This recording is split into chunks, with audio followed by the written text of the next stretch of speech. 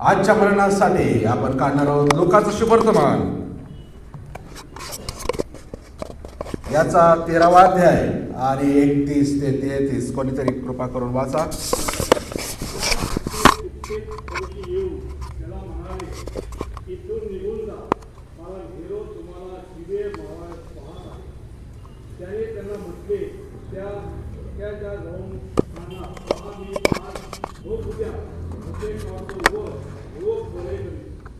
आणि तिसऱ्या दिवशी मी परिपूर्ण होईल. तरी मला आज उद्या व परवा पुढे गेले पाहिजे, कारण यरूशलेम बाहेर संदेशाचा नाश झाला असे व्हायचे नाही. येशूने म्हटले, येशूने पुरुषांना म्हटले, जा आणि त्या खोकडाला सांगा. म्हणजे कोल्ह्याला, खोकड म्हणजे कोल्हा. जा आणि त्या कोल्ह्याला सांगा,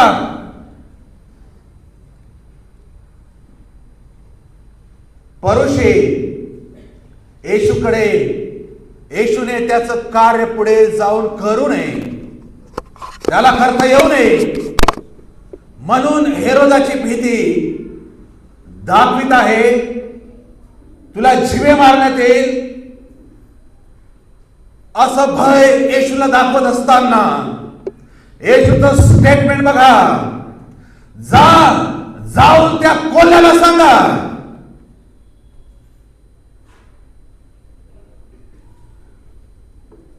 हेरोदाला येशूने खोकड म्हटलाय, कोल्हा म्हटलाय. बायबलमध्ये हा कोल्हा जो शब्द आहे अत्यंत चालाक, कपटी, भित्रा, संधी साधू आणि नाश करणारा या संदर्भात या प्राण्याचा उल्लेख केलेला आहे. आणि त्या कोल्ह्याच्या स्वभावामुळे तो धूर्त ठरतो. आणि ती उपमा प्रभू येशू ख्रिस्त त्या हेरोदाला देत आहे. जाऊन त्या कोल्ह्याला सांगा, मी घाबरत नाही, मी झुकत नाही, मी मानवी दबावाला बळी पडत नाही. जे कार्य मला माझ्या बापाने सोपवलेलं आहे ते मला पूर्ण करायचं आहे. कोणती ताकद मला थांबू शकत नाही. एक बोल्ड स्टेटमेंट प्रभू येशू ख्रिस्ताचा आहे. पुष्कळदा प्रभू येशू ख्रिस्त सांगताना मीक वाटतो, नम्र वाटतो, सॉफ्ट वाटतो, म्हणून पुष्कळ आम्ही त्याला हलकं देतो. पण काय स्टेटमेंट इतके जबरदस्त केलेले आहेत त्याने. म्हणतो स्पर्शांना, ओ सापाच्या पिल्लांनो, बोल्ड स्टेटमेंट. चुना लावलेल्या कबरा तुम्ही आहात, ज्या बाहेरून सुंदर दिसतात पण आत घाण आहे. काय स्टेटमेंट प्रभू येशू ख्रिस्ताचे जे बोल्ड स्टेटमेंट आहे, जे भिडतात, त्यावर आम्हाला लक्ष केंद्रित करणं महत्वाचं आहे. त्यातलंच एक स्टेटमेंट आहे, जेव्हा परुषी प्रभू येशूकडे येऊन त्याला मानवी भय दाखवतात, त्याला मरणाचं भय दाखवतात. अरे जो मरण्यासाठी झाला आहे त्याला तुम्ही मरणाचं भय कसं काय दाखवू शकतात?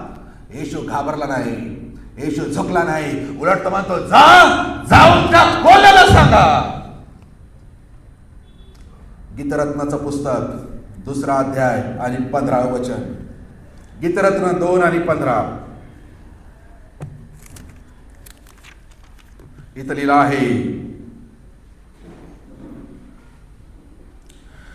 द्राक्षीच्या मळ्यांची नासधूस करणाऱ्या खोकडास.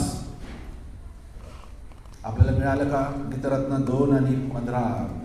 द्राक्षीच्या मळ्याची नासधूस करणाऱ्या खोकडास त्या लहान खोल्यास आम्हासाठी धरा, कारण आमचे द्राक्षीचे मळे फुलले आहे.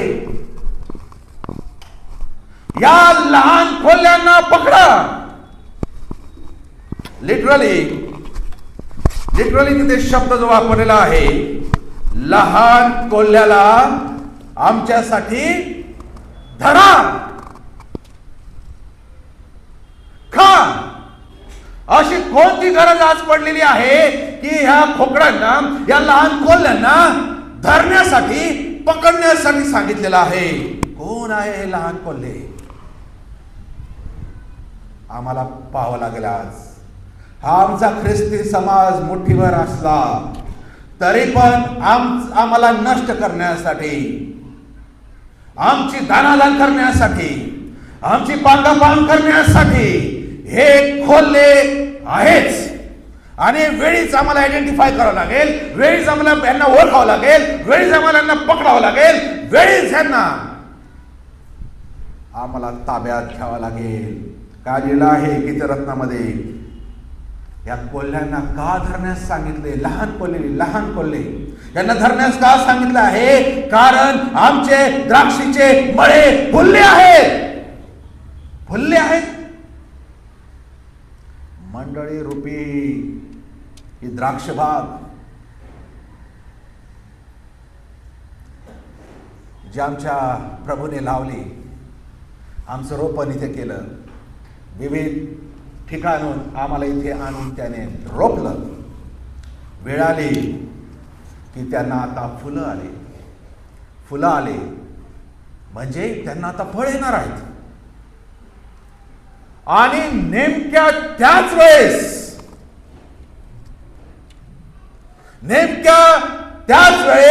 फुलं आल्यावर आणि फळ येण्याच्या आधी हे लहान कोल्हे घुसलेले आहेत.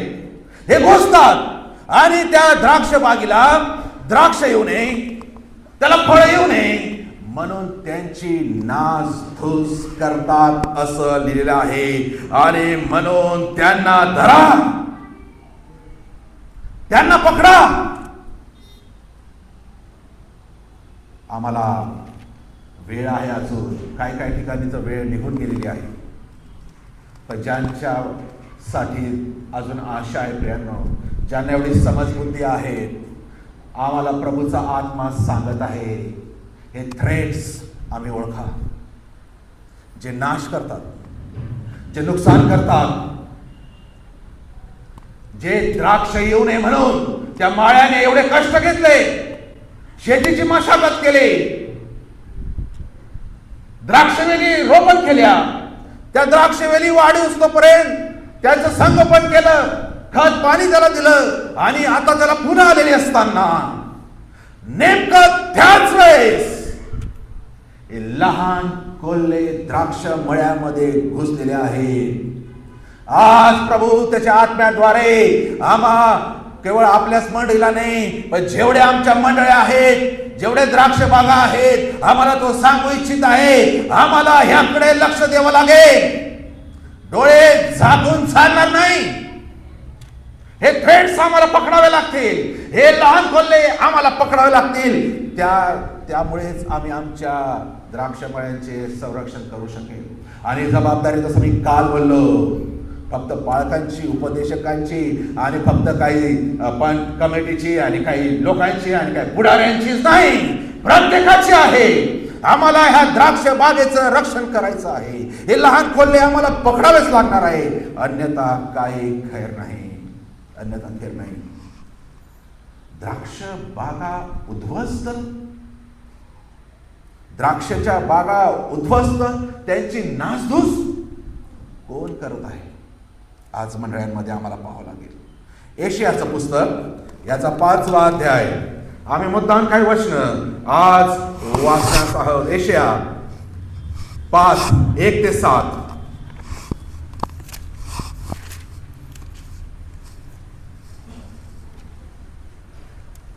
मी आपल्या प्रवृत्तीत गाडे राहील, आपल्या प्रियजनाचे व त्याच्या मळ्यांची गीते गायली. माझ्या वचनाच्या द्राक्षमळा डोंगरावर एका अतिशय सुपीक शृंगार होता. बरं, तो त्याने म्हणून त्याचे खोटे काढून टाकले व तिथे उत्तम रीतीचे द्राक्षीचे वेलाची लागवड केली आणि त्यात एक गुरुज बांधिला व द्राक्षकुंड केले. मग त्यापासून बस सांग. मी 7वं वचन वाचतो. कारण सेनाधीश परमेश्वराचा द्राक्षमळा म्हणजे इस्रायलाचे घराणे, त्यातील त्याची आवडीची लागवड म्हणजे यहूदाचे लोक. त्याने न्यायत्वाची अपेक्षा केली तो अपहार, धार्मिकतेची अपेक्षा केली तो आक्रोश आढळून आला. हे सर्व वचन द्राक्षमळ्याचा उल्लेख आहे.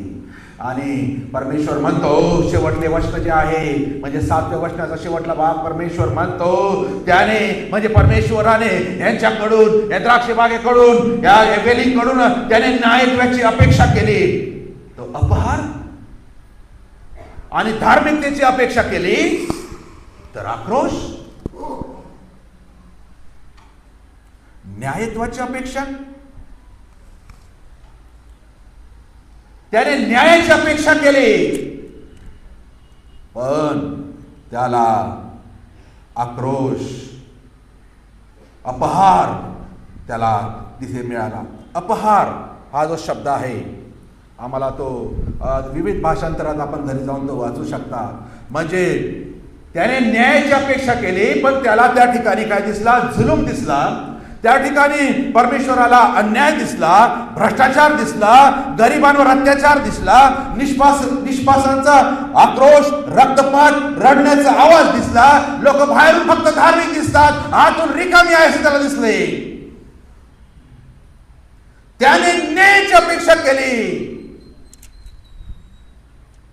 पण निष्पाप लोकांवर होत असलेला अन्याय त्याला दिसला. त्याने मग धार्मिकतेची अपेक्षा केली तर त्या ठिकाणी पीडित, दुखावलेले, दुरावलेले, दूर गेलेले आणि त्याला रडण्याचा आवाज आला. द्राक्षमळ उद्ध्वस्त झाल्याची निशाणी कोल्हे ऑलरेडी येऊन गेले. या लहान कोल्ह्यांनी वेळीच पकडलं नसल्यामुळे आज पुष्कळ मंडळांमध्ये या बागा उद्ध्वस्त केलेल्या आहेत. फक्त फुलं झाले, फळ आले नाही. कारण त्या द्राक्षमळ्याची जबाबदारी ज्यांच्यावर होती त्यांनी त्याच्या रक्षणासाठी काही उपाय केले नाही, काही उपाय केले नाही. आणि म्हणून आम्हाला या गोष्टी अतिशय मग गांभीर्याने पाहावं लागेल. द्राक्षमळा लावला, कुंपण घातले, काळजी घेतली देवाने, पण शेवटी वाईट फळ आले. देवाने आपल्या लोकांकडून न्याय, पवित्रता, आज्ञाधारकता अपेक्षा केली पण त्याला पापाचेच फळ मिळाले आणि त्या बागा उद्ध्वस्त झाले. मत्ती सुवर्तमानाचा 21वा अध्याय आणि त्याच्या 33 ते 34 फक्त मी रेफरन्स सांगतो, आपण घरी वाचूया. मत्ती 21, 33 आणि 34 मध्ये त्या ठिकाणी देखील द्राक्ष बागेचा उल्लेख आहे. द्राक्ष बाळा ते देवाने काळजी आणि जबाबदारी सोपलेली आहे. जे देवाने दिलेले आहे त्याची काळजी आम्हा प्रत्येकाला घेण्यासाठी परमेश्वराने या गोष्टी आम्हा प्रत्येकाला लावून दिलेल्या आहेत. आणि त्या द्राक्षमळ्याची काळजी न घेतल्यामुळे असलेले आहे तो दुसऱ्याला देण्यात येईल. जो त्याची जबाबदारी येथेच नीट पाळत नाही, देव त्याची जबाबदारी दुसऱ्यांवर देईल.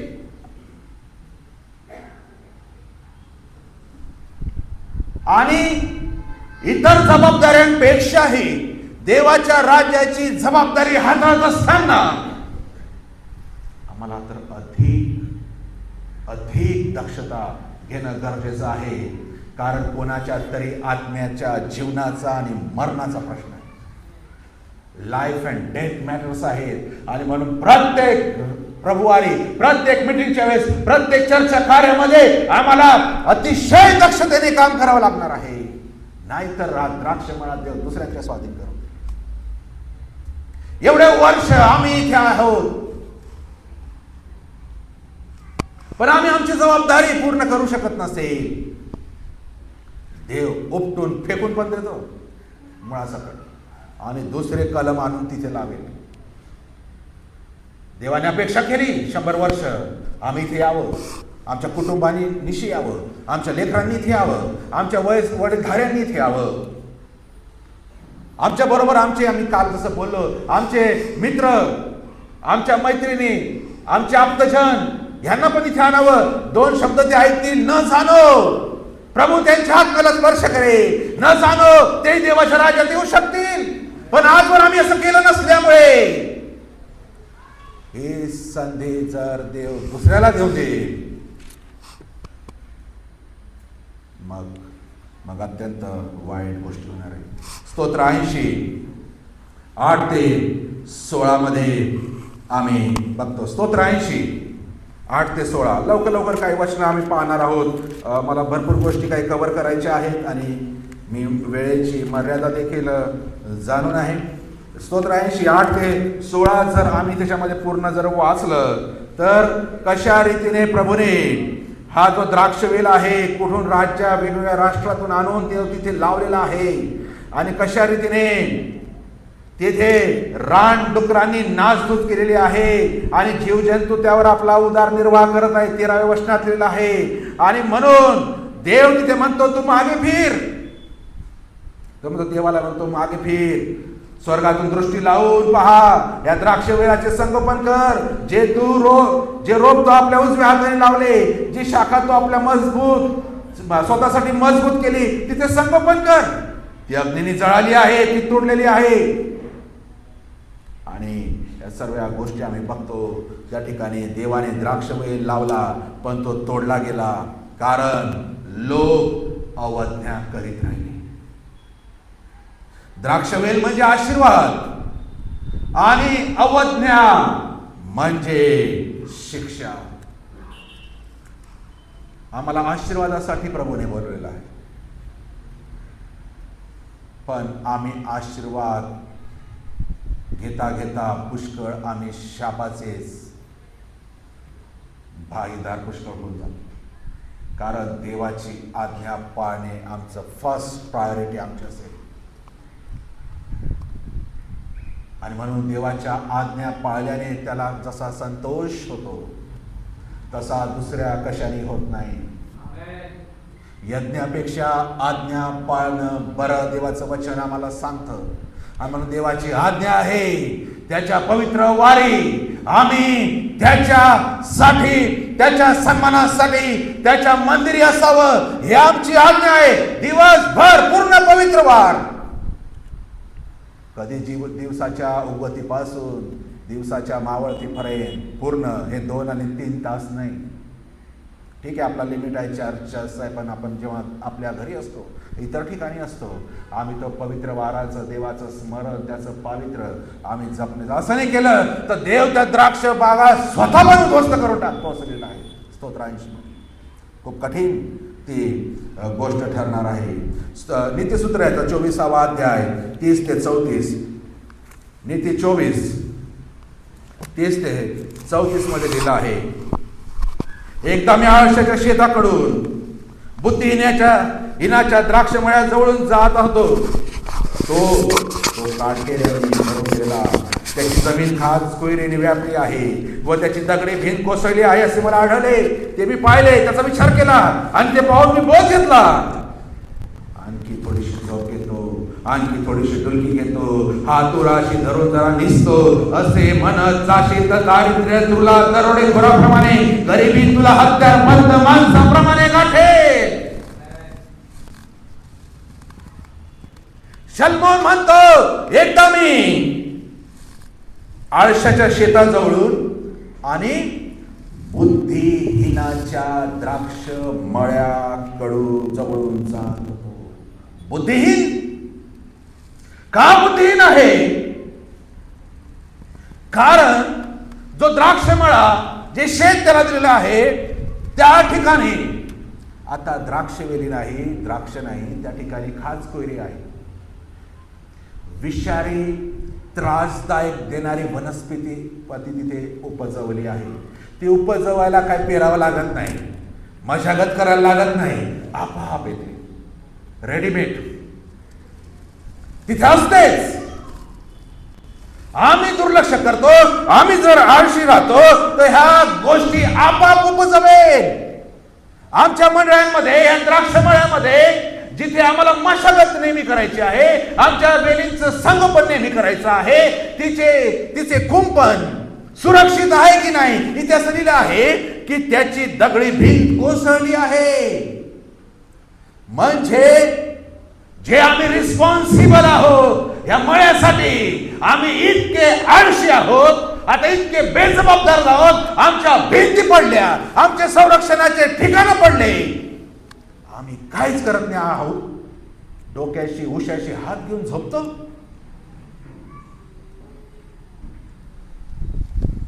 भिंत पडली आहे म्हणजे आता त्या शेतात कोणी पण इझिली ऍक्सेस करत आहे. जनावर आहे, जंगली जनावर आहे, जे शेताचे नासधूस करणारे प्राणी आहेत, त्यांना इझिली घुसता येत आहे, कारण भिंतच पडलेली आहे. असे म्हणत जाशील तर दारिद्र्य तुला दरोडेखोराप्रमाणे आणि गरिबी तुला हत्यारबंद माणसाप्रमाणे गाठील. नुसते लुटणार नाही, लुटायला येत असताना हत्यार पण घेऊन येतील. आपण माझ्यासोबत आहात. अशी कंडिशन आमच्या द्राक्ष मळ्याची होऊ नये. आमच्या भिंती नेहमीप्रमाणे परत मजबूती त्यांना करायची. आमचे कुंपण आम्हाला मजबूत करावं लागेल. प्रत्येक थ्रेड्स जिथे कुठे छोटासा ऍक्सेस आहे, जरी असला तिथे छोटस होल आहे, दरार आहे, तड आहे, आम्हाला भरावी लागेल आज. अन्यथा हे खोल्ले इतके क्रूर आहे, हे दया माया दाखवणारे बेताची बात नाही. आज आमच्या मंडळाची स्थिती ह्यामुळे कशी झालेली आहे. ज्यांच्यावर जबाबदारी दिलेली होती, मी तर पहिला दोष सेवकांना देतो. They are the most responsible. ज्यांच्यावर जबाबदारी होती ते उशाशी हात घेऊन झोपलेले आहेत. ज्याला वाटल तो शेतात येतो, ज्याला वाटल तो द्राक्ष मळ्यात येतो, ज्याला वाटतो तसं तो आमच्या वेलीसोबत तो खेळ करतो, नाचधूस करतो.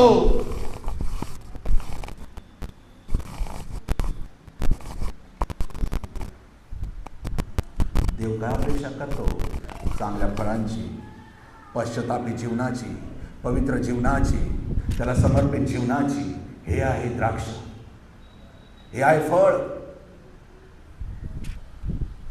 देवाला काय नको? निष्फळ जीवन, फक्त नावाने ख्रिस्ती, फक्त सेक्रेटरीने कोणत्या तरी मंडळीमध्ये माझं नाव त्याच्या रजिस्टरमध्ये लिहिलं आहे म्हणून ख्रिस्ती. हे नको. हे ढोंगी दिखावा करणारे ख्रिस्ती देवाला नको.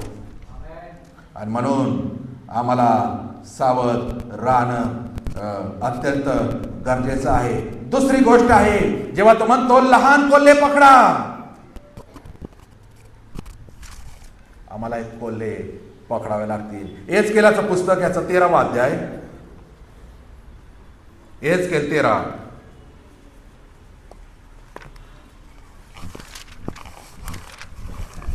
आणि त्याची 1 ते 9 वचनं आहेत. पण मी 4थं वचन वाचतो, 3ऱ्यापासून वाचतो.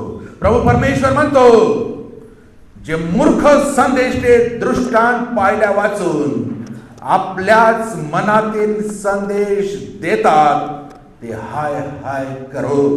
हे इस्रायला, तुझे संदेष्टे ओसाड जागी असलेल्या कोल्ह्यांसारखे झाले आहे. हे कोल्हे आहेत.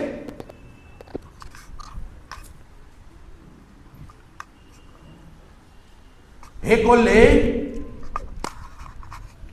जे संदेश देतात, जे उपदेश करतात, ते स्वतःच्या मनातून करतात.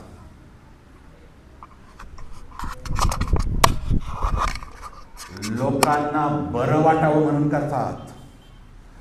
कोणीतरी अधिकारी खुश होतील म्हणून करतात.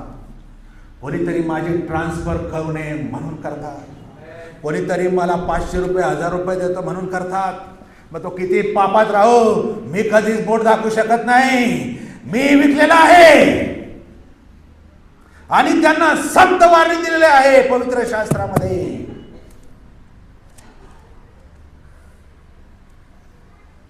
आपण वाचूया, एक एक शब्द फार महत्वाचा आहे. आज हे जे कोल्हे आहेत, मेंढराचे कातडे पांघरून चेहऱ्यावर स्माईल घेऊन, पवित्रेचे ढोंग घेऊन आज आमच्या मंडळांना उजाड करत आहे.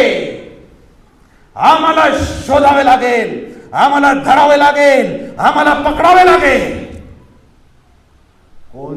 कोणी आमच्याकडे येतो त्याचा लगेच विश्वास धरू नका. पवित्र शास्त्रात हजारो वर्षापूर्वी, आज नाही बरं का, हजारो वर्षापूर्वी या गोष्टीची आधीच आम्हाला ताकीद दिलेली आहे. आणि म्हणून आम्हाला यिर्मयाचं पुस्तक याचा 16वा अध्याय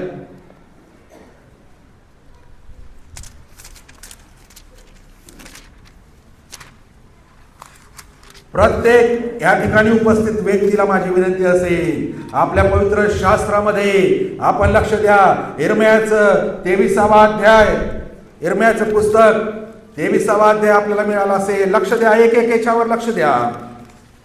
मी माझ्या बायबलमध्ये रेड मार्क केलेली आहे. आपल्याकडे असं लाल पेन मार्कर जे काय असेल रेड मार्कर आहे याच्यावर, यांना आयडेंटिफाय करा. 23वा अध्याय आणि त्याच्या 16-17 वचन मी वाचतो. सेनाधीश परमेश्वर म्हणतो, तुम्हा संदेश देणाऱ्या संदेश त्यांची वचने ऐकू नका. ते तुम्हाला फसवतात. ते आपल्याच मनाप्रमाणे दृष्टांत सांगतात, परमेश्वराच्या मुखातला सांगत नाही. मला तुच्छ मानणाऱ्यास ते म्हणत राहतात की परमेश्वर बोलला आहे, तुम्हाला शांती प्राप्त होईल. आपल्या अंतःकरणाच्या हट्टाप्रमाणे चालणाऱ्या सर्वांस ते म्हणतात की तुम्हावर काही अरिष्ट येणार नाही. 18व्या वचनात लिहिलं आहे, कारण त्यांच्यापैकी परमेश्वराचा शब्द ओळखणारा व ऐकणारा असा त्यांच्या मंत्रिमंडळात कोण होता? माझ्या वचनाकडे लक्ष देऊन ते कोणी ऐकले? प्रश्नचिन्ह आहे. 21 आणि 22. मी हा संदेश त्यास पाठविले नाही तरी ते धावत सुटले. मी त्यांच्या बरोबर बोललो नाही तरी त्यांनी संदेश दिला. पण ते माझ्या मंत्री मंडळात असते तर त्यांनी माझी वचने माझ्या लोकांस विदित केली असती आणि त्यास त्यांच्या दुष्ट मार्गातून व त्यांच्या कर्माच्या दुष्टतेपासून फिरविले असते. 25वा वचन, मी स्वप्न पाहिले आहे असे म्हणून माझ्या नावाने असत्य संदेश देतात. 26वे वचन, माझ्या नावाने असत्य संदेश देणारे ते संदेष्टे आपल्या मनातले कपट संदेश रूपाने कथन करीतात. हे कोठवर चालणार? 30 आणि 31 आणि 32 शेवटले वचन. यामुळे पहा, जे संदेष्टे एकमेकांपासून माझी वचने चोरून घेतात त्यांच्या विरुद्ध मी आहे. पहा, जे आपली जीभ चालवून म्हणतात की हे देवाचे वचन आहे, त्यांच्या विरुद्ध मी आहे असे परमेश्वर म्हणतो. पहा, जे संदेश ते खोटी स्वप्ने संदेश देऊन सांगतात त्यांच्या विरुद्ध मी आहे. ते माझ्या लोकास आपल्या लबाडीने व आपल्या अमर्याद भाषणाने बहकवितात. मी तर त्यास पाठविले नाही व आज्ञापिले नाही. ते या लोकांचे बिलकुल हित करीत नाही असे परमेश्वर म्हणतो. आपण माझ्या बरोबर आहात. कुठून आले प्रॉफिट्स, हिलिंग्स, अनॉइंटिंग? दुकानं उघडलीत. आमचे लोक लोंढ्यांचे लोंढे त्यांच्याकडे जाऊ राहिलेले. आज का? देवाचं वचन आम्ही खास स्टडी करत नाही. देवाने आम्हाला आमचे सेवक दिलेले आहे जे रोज आम्हाला शिकवतात. आम्हाला ते नको, आम्हाला भविष्य ऐकायला पाहिजे. भविष्य अशी कोणती गोष्ट इथे भविष्य रूपाने सांगितली नाही. या जीवनात, या नंतरच्या जीवनात तिथे काय होईल हे पण इथे सांगितलेलं आहे. अजून काय ऐकायचं आहे?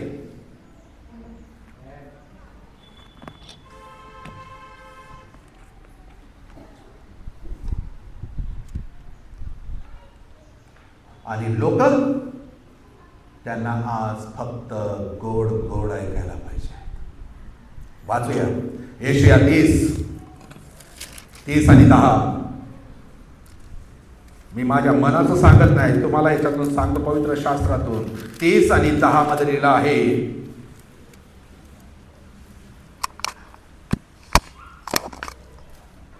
कोणीतरी वाचा. हे द्रष्टांना म्हणतात दृष्टांत पाहू नका. सदस्यांना म्हणतात, आम्हाला यथार्थ गोष्टींचा संदेश सांगू नका, आम्हाला गोड गोड गोष्टी सांगू नका, कपट वचने सांगू नका. नाही, मी वाचतो ते दृष्टास म्हणतात, दृष्टांत पाहू नका, संदेष्टास म्हणतात, आम्हास यथार्थ गोष्टींचा संदेश सांगू नका, आम्हास गोड गोड गोष्टी सांगा. आर यू विथ मी?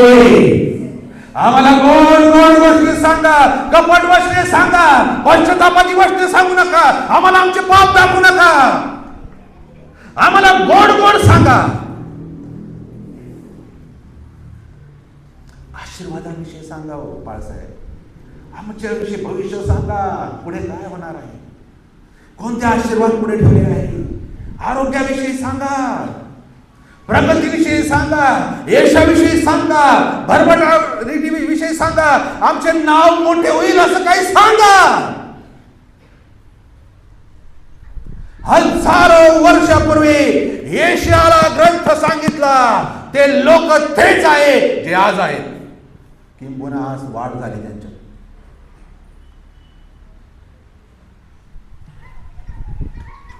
गोड गोड ऐकून डायबेटीस होईल बरं का. नुसतंच गोड ऐकू नका. औषधं कडूच असतात, आम्हाला नीट करायला आमच्यामध्ये मेडिकल स्टाफ भरपूर आहे, डॉक्टर आहेत, नाही का. देवाचं वचन जसं आहे तसंच आम्ही त्याची तडजोड न करता, त्याची मोडतोड न करता, उलट त्याच्यात खोदकाम करून, कारण ते केवळ आमचा फक्त फिजिकल लाईफ नाही, हे फक्त शरीरच नाही, तर आमचा आत्मा वाचवायचं काम करतात. आणि म्हणून एक गरजेचं आहे, मी पापी आहे प्रथम सांगणं, मला पश्चातापाची गरज आहे, मला येशूच्या रक्ताची गरज आहे, त्याच्या रक्तात धुतलं जाण्याची गरज आहे. रोज वचन रूपी जलस्नानाने माझी आंघोळ होणं मला गरजेचं आहे. गोड गोड गोष्टी नको. फार भयंकर गोष्ट आहे. 2 तिमोथी 4:3-4 मध्ये लिहिले. कोणतरी वाचा 2 तिमोथी 4:3 आणि 4.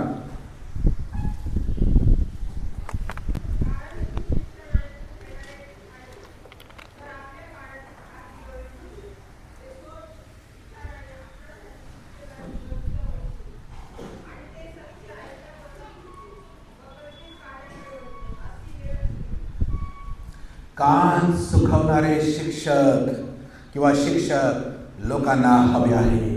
आज चर्चमध्ये वधस्तंभाविषयी बोललं जात नाही, पश्चात्तापाविषयी बोललं जात नाही, पवित्र जीवनाविषयी बोललं जात नाही. आम्हाला मनोरंजन हवंय, मनोरंजन. पुष्कळ देवाचे सेवक फक्त मनाने सांगतात, नुसते उदाहरणं सांगतात. आम्ही समोरच्यांच्या आत्म्याशी खेळ करताय, त्यांना रिस्क मध्ये ढकलत आहोत, रिस्क. आणि म्हणून या आया बायांच्या कहाण्या सांगणारे सो कॉल्ड प्रॉफिट, भविष्य वक्ते, आज हिलिंग वाले प्रियांनो, आम्हाला सावध राहायची गरज आहे. आम्हाला मूळ शिक्षणात, प्रेषित शिक्षणात जाण्याची गरज आहे, ज्यावर पाया ऑलरेडी रचलेला आहे. प्रेषितांवर, शिक्षकांवर, संदेशांवर आता आम्हाला रचलं जायचं आहे. आता प्रभू जो आम्हाला लवकर घेणार आहे त्या दिवसापर्यंत आम्हाला आता रचलं जायचं आहे. आणि म्हणून अशा कोणाच्या मागे आम्हाला लागता कामा नये, नाहीतर आमचे द्राक्षमळे उद्ध्वस्त समजा आणि आम्हाला सावध राहण्याची गरज आहे. काही संदेश म्हणतात इर्मया 8 आणि 11 मध्ये. इर्मया 8:11 लवकर लवकर वाचूया. इर्मया 8:11.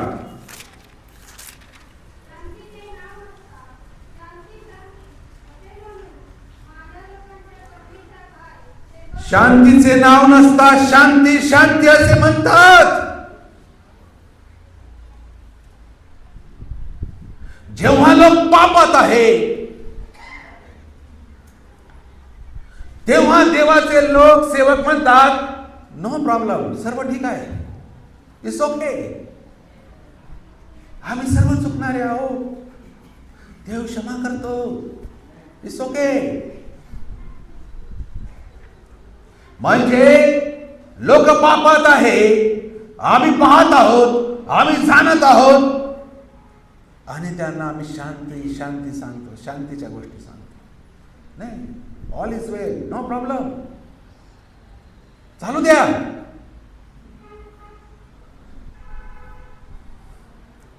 हे माझ्या लोकांची जखम वर वर भरतात, वर वर भरतात.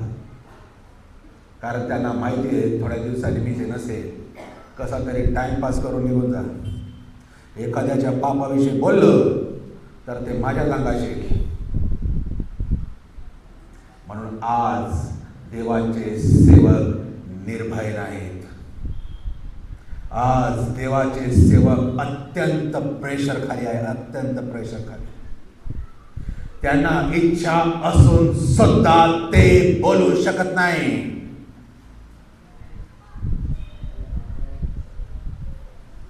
त्यांचे गळे कोणीतरी दाबलेले आहेत.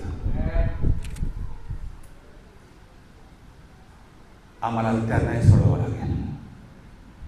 आणि ते फक्त शांती शांती बोलतात, ते पाप दाखवू शकत नाही आता. आणि त्यामुळे आमची लोक नरकाच्या मार्गावर आहेत. आम्हाला त्यांना वाचवायचं, आम्हाला त्यांना वाचवायचं आहे जे नरकाच्या मार्गावर आहेत. कारण नरक साधा नाही, अनंत अनंत कालासाठी आहे, तिथे कधी सुटका नाही. कोणीतरी म्हटलं आहे, माझ्या शत्रूंनी देखील तिथे असावं, अशी मला वाटत नाही. इतका भयंकर तो नरक आहे. आणि मग खरा सेवक कसा असाल, कसा असावा, कसा ओळखावा? आमचा प्रभू येशू ख्रिस्तासारखा. मत्ते 4:17 लिहिलं आहे. मत्ते 4:17 लिहिलं आहे. तेव्हापासून येशू घोषणा करीत सांगू लागला की पश्चाताप करा, कारण स्वर्गाचे राज्य जवळ आले आहे. पश्चाताप करा. बाप्तिस्मा करणारा योहान म्हणतो पश्चाताप करा. एकच संदेश देत होता, पश्चाताप करा. तो सेवक आहे खरा, देवाचा निरोप आणणारा, जो आमचे उणेपण दाखवतो, जो आमचे पातक दाखवतो, जो त्याच्या वचनाने आम्हाला टोचणी लागते आणि आम्ही पश्चाताप करण्यास प्रवृत्त होतो, निदान विचार करतो. आणि माझं जीवन माझ्या देवाबरोबर मी पूर्ववत ज्यावेळेस माझं तारण झालं त्यावेळेस सारखं मी परत नीट करतो. म्हणून मी आज इथे आहे. मेजा समोर मी आहे का कोणीतरी माझ्या बंद्यात आपला प्राण अर्पिला, आणि तो म्हणजे माझा येशू. आणि तो सांगतो पश्चाताप करा. आणि हे त्याच दर्शक आहे. माझ्या पापांसाठी मी पश्चाताप करावा म्हणून, माझी पातक त्याच्या रक्तामध्ये धुतली जावी म्हणून त्याने माझ्या प्रित्यर्थ आपला प्राण पण देऊन दिला, रक्ताचा शेवटला थेंब देखील दिला. आणि मी उघड्या छातीने मी देवाला आवाहन करतो, जाण करत नाही. एवढी हिंमत आहे आमच्यात. कोणीतरी म्हटलं आहे, सैतानाच्या हातात सापडलेलं बरं एक वेळेस. कारण सैतानापेक्षा सर्व शक्तिमान तो आहे सोडवणारा. पण त्याच्या हातात जर सापडले, कोणाच्या बापात दम नाही सोडवायचे. देवाच्या हातात सापडणं बरं नाही. त्याचा पुत्र आमच्यासाठी अर्पण झाला, त्याचं रक्त आम्ही तो प्याला, आम्ही ग्रहण करतो. आणि तो येशू म्हणतो पश्चाताप करा, आणि पश्चाताप न करताच त्या प्याल्यामधून पितो. एवढी हिंमत आहे माझ्यात, देवाच्या हातात सापडणे एवढी. आणि म्हणून करिंदकराच्या पत्रात दिलंय, ह्यामुळेच पुष्कळ वेळेआधी गेले कब्रस्तानात. वेळेआधी, वेळ नव्हती त्यांची, गेले. का? ह्याची अवहेलना. येशू म्हणतो पश्चाताप करा.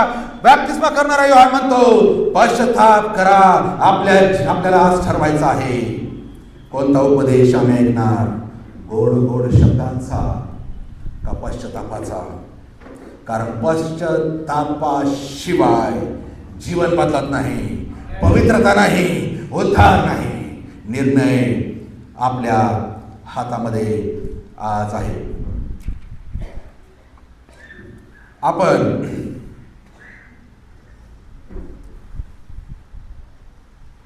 आपण पाहूया प्रत्येक जो संदेश आहे प्रियानो तो आम्ही तपासायला हवं. प्रत्येक जो गोड बोलणारा व्यक्ती आहे ती तपासायला हवी. एक बोलले तपासावं लागेल आम्हाला. खऱ्या देवाचे सेवक निर्माण व्हावे यासाठी प्रार्थना करावी लागेल मंडळी. निर्भय, कोणा माणसाचं भय नसलेले, त्याच्याशिवाय कोणा समोर न झुकणारे या लोक उभे व्हावे म्हणून आम्हाला प्रार्थना करावी लागेल. अन्यथा गोड गोड गोष्टीच ऐकत बसायला लागेल. आम्ही काय निर्णय घेतात? देवाचे वचन न बोलता स्वतःचे विचार सांगणारे खोटे संदेश ते आमच्या बागा नष्ट करत आहे, त्यांची नासधूस करत आहे. आम्हाला थांबवावं लागेल आज, नाहीतर खूप उशीर होऊन जाईल. शास्त्रीचे पुस्तक 15वा अध्याय आणि त्याच्यात 4थ्या वचनात कोणी वाचा. शास्त्री 15 आणि 4.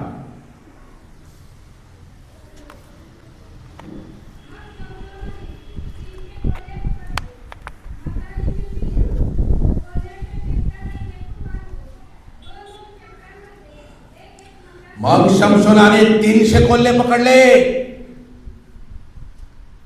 कसे पकडले मला माहिती नाही, पण पकडलेले. कठीण आहे कोल्हे पकडणे म्हणजे काय कुत्रे पकडण्यासारखी सोपी गोष्ट आहे का? मांजर पकडण्यासारखी गोष्ट आहे का? 300 ते पण, आणि कुठे शोधले? आपण विचार करूया. 300 पकडले आणि काय केले? एकमेकांच्या शेपट्या त्याने बांधल्या आणि त्यांच्यात मशाली लावल्या, त्यांना आग लावली आणि दिल्या बलिष्ठांच्या शेतात. आमचे द्राक्ष मळे उद्ध्वस्त करणारे तुम्ही, त्याच्या आधीच आम्ही तुमच्या शेपट्या बांधतो. आम्हाला ह्यांना पकडावं लागेल आणि पकडून ह्यांच्या शेपट्या बांधाव्या लागेल. आम्हाला शमशोनांची गरज आहे. नुसते पकडून चालणार नाही. हे सुटण्यास फारच जास्त त्रास देतील. बलिष्ठी आज पण त्रास देत आहे, आज पण या क्षणाला पण त्रास देत आहे. कारण शमशोनासारखे तेव्हा यांनी त्यांचा समूळ नाश केला नाही, जो नाश देवाने त्यांना करायला लावला होता. आज पण ते भोगत आहे. शमशोनाने यांच्या शेपट्या बांधल्या. आज आम्ही त्रास का सहन करत आहे? आम्ही ओळखले नाही, आम्ही पकडले नाही, आम्ही ह्यांच्या शेपट्या बांधल्या नाही. कोणाच्या शेपट्या कुठे आहे? एकत्र येऊन नंतर विचार करा आणि त्या अशा बांधा की कोणाला सोडता यायला नाही पाहिजे, परत दिसलेच पाहिजे नाही. आमच्या लोकांचा, आमच्या लेकरांचा, आमच्या पिढ्यांचा नाश करतात खोटे वचन सांगून, गोडगोड वचन सांगून. यांची हाकलपट्टी आम्हाला करणं अत्यंत अत्यंत महत्वाचं आहे. मग आपल्या मूळ वचनाकडे येऊया. हेरोद परुषी येतात येशूकडे की हेरोद तुला मारणार आहे, मारू शकतो, तू जाऊ नको यरूशलेममध्ये. येशू म्हणतो जा आणि त्या खोकडाला सांगा, जा आणि त्या कोल्ह्याला सांगा. कोण आहे हेरोद? आणि त्याला येशू कोल्हा असं का म्हणतो?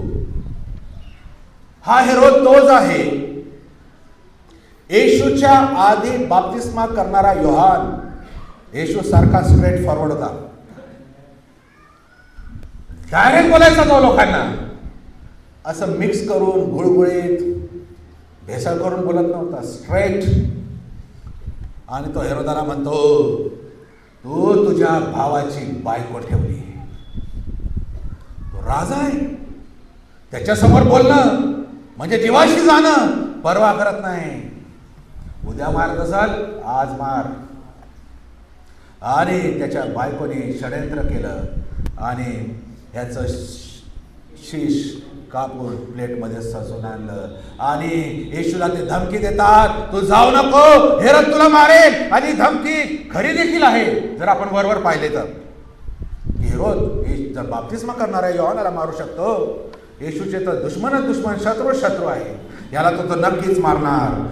आणि हेरोद हा भीती घालवणारा आहे, धार्मिक असल्याचा आव आणणारा हा व्यक्ती आहे, लोकांच्या भीतीने निर्णय घेणारा आहे. त्याच्या बायकोच्या भीतीने त्याने निर्णय घेतलेला आहे. सत्तेसाठी सत्याचा बळी देणारा हा कोल्हा आहे. म्हणून येशूने त्याला सिंह किंवा अस्वल म्हटलं नाही, त्याला कोल्हा म्हटलं, खोकड म्हटलं. कारण तो धाडसी नाही तर राजकीय धार्मिक ढोंगी आहे, धार्मिक ढोंगी.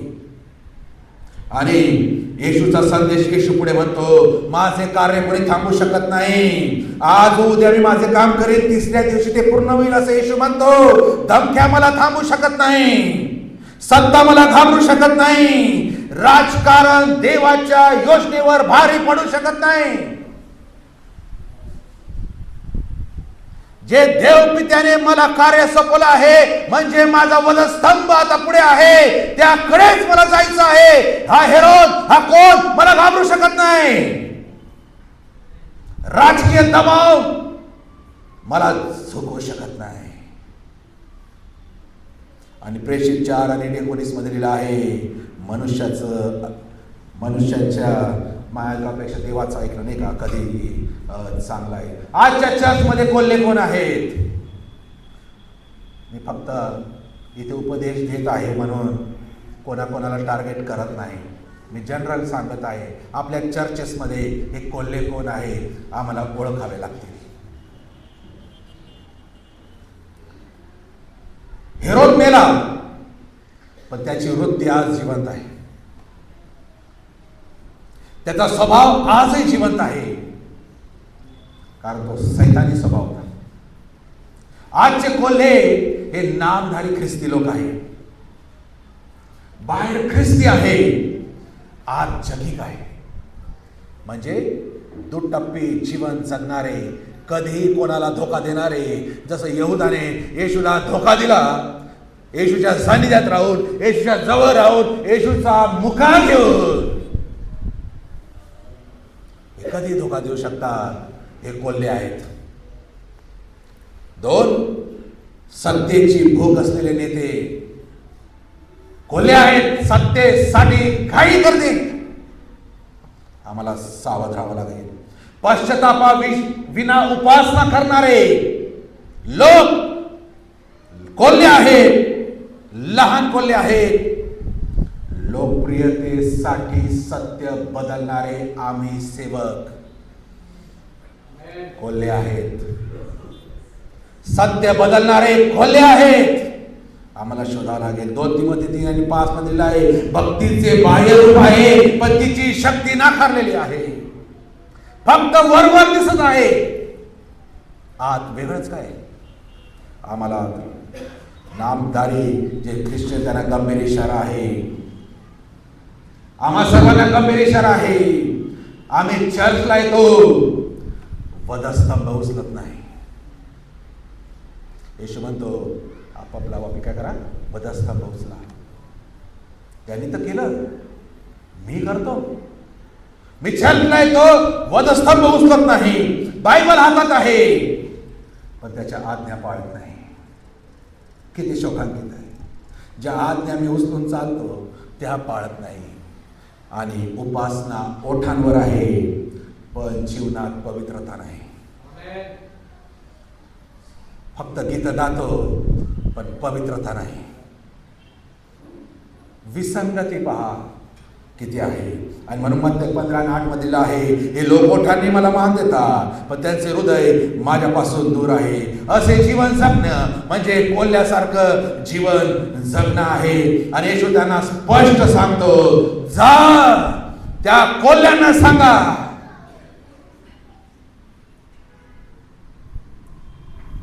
प्रिय चर्च, आपण आज सिंह होणार की कोल्हे? आपण सत्यासाठी उभे राहणार किंवा सोयीसाठी वागणार?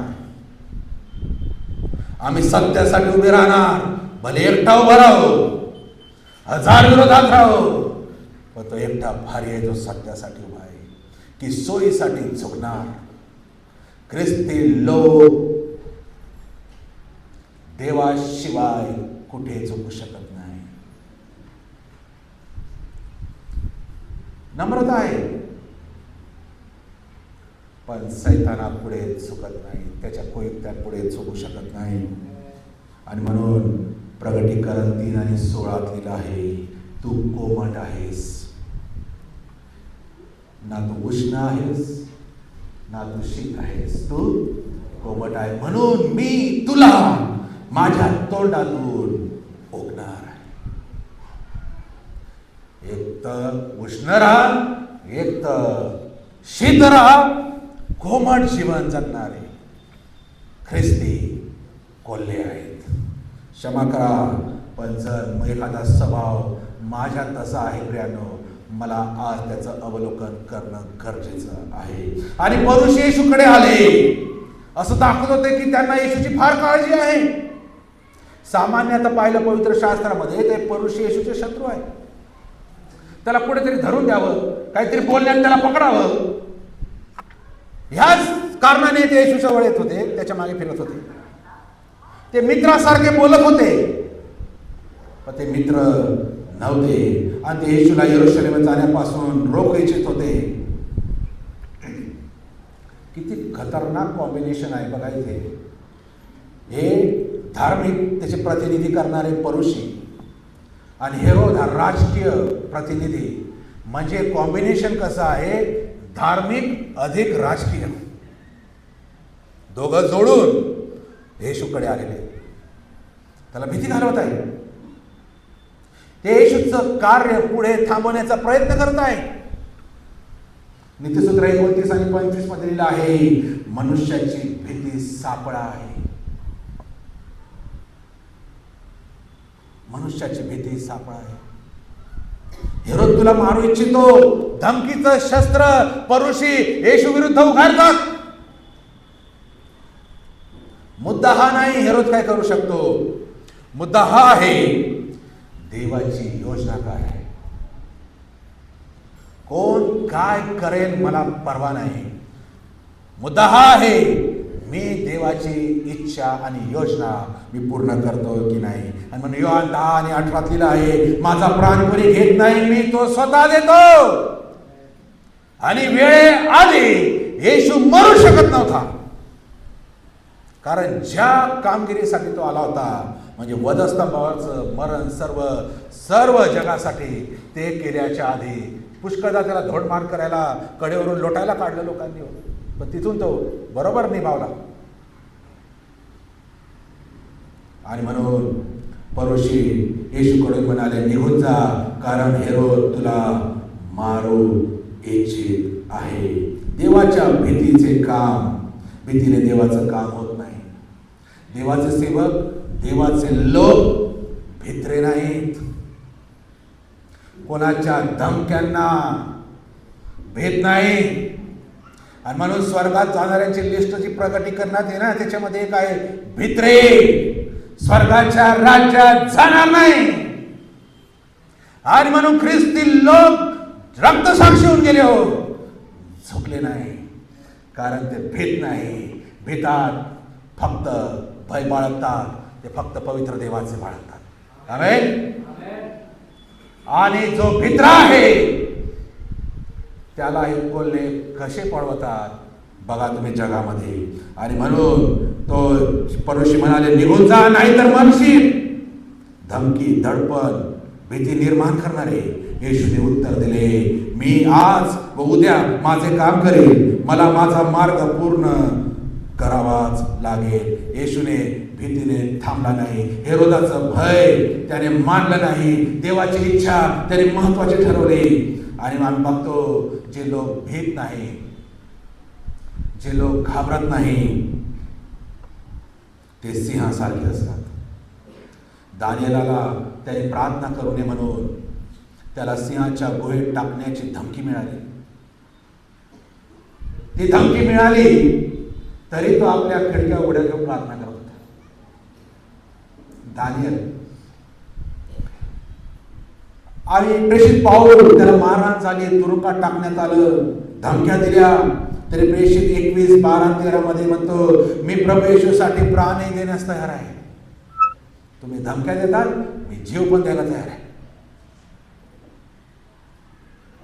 आज कुटुंबामध्ये पुष्कळ वेळा थ्रेट्स आमच्या जवळच्या लोकांकडून असतात.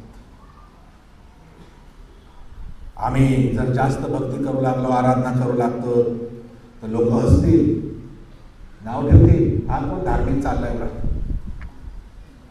पुष्कळ लोक देवाच्या उपासना करत नाही, पोहतात तर त्यांना लोकांचीच भीती असते, काय म्हणतील. पण तो देव काय म्हणत आहे माझ्याविषयी, त्याच्याकडे लक्ष नाही. हे काय म्हणतील, तो काय म्हणेल, ह्याच्यातच भीती. पुष्कळांना समाजातून भीती आहे. खूप ख्रिस्ती आहे असे सांगू नको, त्रास होईल.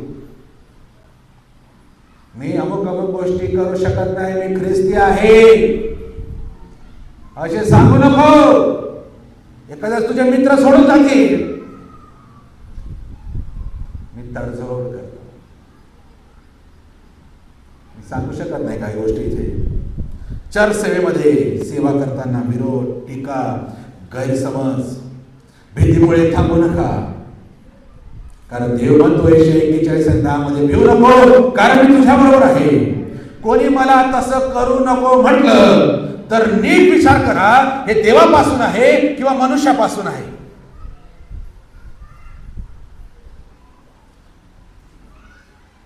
देवाचं वचन आम्हाला शिकवतं, देवाच्या इच्छेच्या मार्गावर चालत असताना धमक्या, भीती, विरोध येईल, पण येशू सारखं धैर्याने आम्हाला चालत.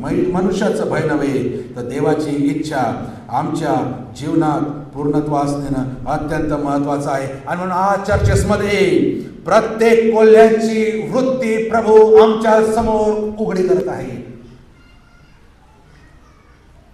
आम्हाला सिंहासारखे निर्भय होण्यासाठी, कोणाला काही वाटो, मला सत्य निर्भयपणे बोलण्यासाठी प्रभू बोलावित आहे. नाममात्र ख्रिस्तीपणातून मला बाहेर काढण्यासाठी प्रभू बोलवत आहे. पवित्र आत्म्याची आग परत माझ्यामध्ये भेटण्यासाठी प्रभू बोलवत आहे. आणि म्हणून या मी सांगू इथून गेल्यावर, जा त्या कोल्ह्याला जाऊन सांगा, हे बागेची, आमच्या द्राक्ष बागेची नासधूस करणारे लहान कोल्हे आम्हाला पकडावे लागतील. जे आमच्यामध्ये वैमनस्य निर्माण करतात, जे आमच्यामध्ये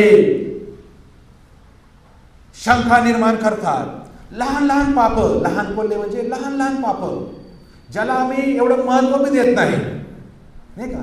राग, न बोलणं, संशय, छोटे छोटे, पण जेवढं डॅमेज मोठे करतात ना, त्याच्यापेक्षा जास्त डॅमेज लहान गोष्टी करतात.